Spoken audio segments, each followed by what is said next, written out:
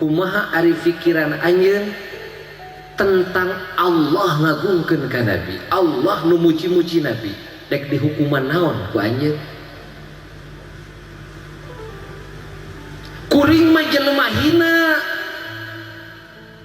ngagungkeun ka Nabi pantes ieu mah Allah nu ngagungkeun ka Nabi, Allah nu muji-muji Nabi. Narek bisa diseruakeun mujina makhluk jeung mujina Allah? Rek bisa diseruakeun ngagungkeunana makhluk jeung ngagungkeunana Allah? Moal rek nepi kana sakeprulna mujina anjeun ngagungkeunana anjeun ka Nabi jeung ngagungkeunana Allah mujina Allah ka Nabi? Teu aya nisbat. Subhanallah, tuluy kuring disebut musyrik pedah ngagungkeun ka Nabi. Ari Allah rek disebut naon nu ngagungkeun ka Nabi?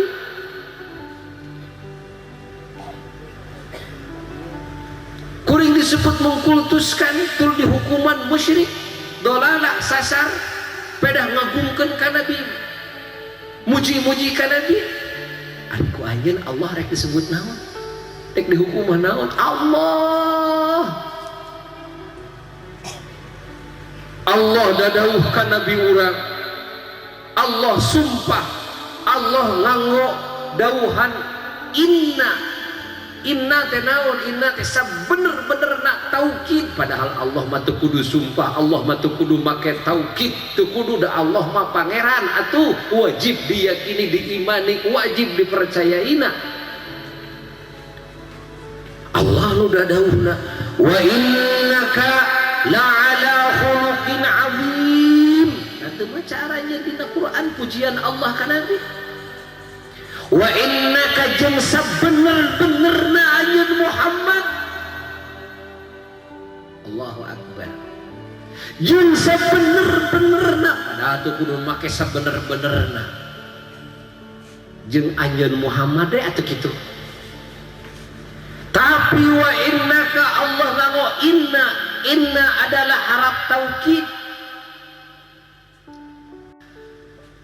Ieu teh nguatan teh min indillahi ti mungguh Allah, lain ti urang, lain ti saha?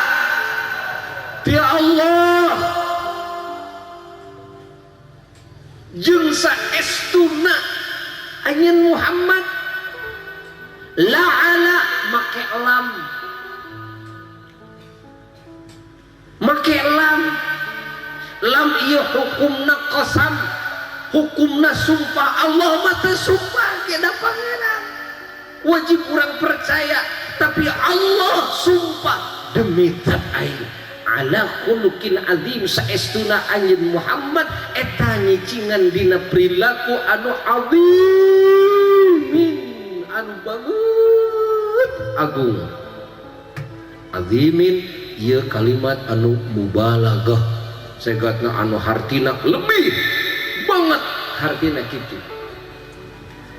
Agung teh ceuk saja, agung lagi kumaha banget. Tambah deui kunaon cenah? Sumpah. Tambah deui kunaon cenah? Tahu? Subhanallah, didinya aya segat mubalaghah, didinya aya bahasa azim, didinya aya sumpah, didinya aya taukid. Bari ti saha bijilna? Allah Rabbul Alamin. Lain maneh, lain ti kuring nu doraka lain, lain ti urang hina lain, urang mah tidak ada apa-apanya lain, ieu mah ti Allah. Mun kuring rek disebut musyrik pedah ngagungkeun muji-muji ka Nabi setinggi-tinggina, nah ari Allah rek disebut naon? Tuh. Bayangkeun ku urang. Sumping deui wa ma arsalnaka illa rahmatan lil alamin. Kami teu ngutus anjeun Muhammad kecuali anjeun teh jadi rahmat. Rahmat anjeun teh jadi rahmat lil alamin, pikeun sakabeh alam, tegasna sakabeh makhluk nu diciptakeun ku kami. Subhanallah. Aya nu siga kitu. pengakuanana langsung ti saha, pernyataanana langsung ti saha. Subhanallah.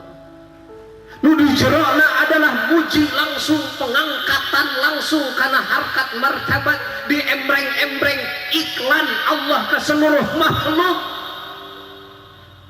supaya dibaca ia terus pujian Allah, supaya orang milu mun macana orang karena eta ayat artina orang milu ngagungkeun jeung milu ngahormati jeung muji kana Nabi Allah ridha diganyar tina perhuruf-hurufna. Subhanallah. Kami teu ngutus anjeun Muhammad kecuali anjeun teh jadi rahmat ka sakabeh alam anu ku kami diciptakeun aya. Disebut naon begitu?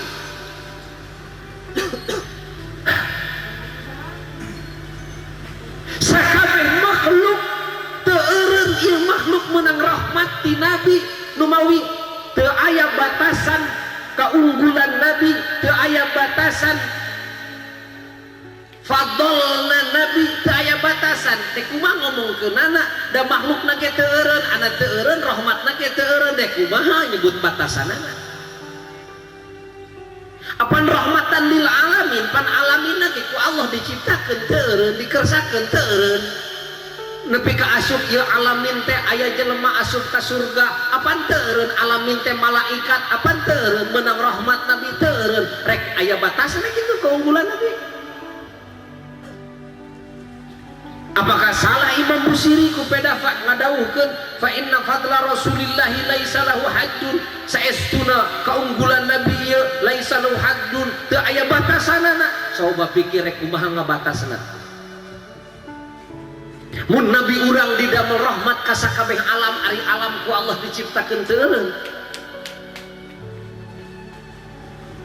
Nepi ka bangsa jelema akhirna anu asup ka sawarga netep di sawarga teu eureun. Rahmat Nabi teh teu eureun. Subhanallah.